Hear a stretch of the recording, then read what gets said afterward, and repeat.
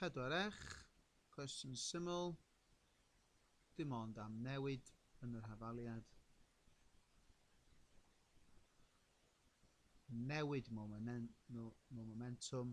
Mae deibyd y momentum yn cynyddu o hwnna i hwnna. Felly y newid momentum ydy hwnna, tynnu hwnna, neu wneud o'n eich pen, neu rhoi'r rhifau mewn. Berffaith iawn i chi jyst rhoi 160,000. Ond ydych chi ddangos sut ydych chi'n cael y 160,000 na. Sef momentum ar y diwedd, tynnu ffwrdd momentum ar y dechrau. Yn deud bod yma'n 8 eiliad.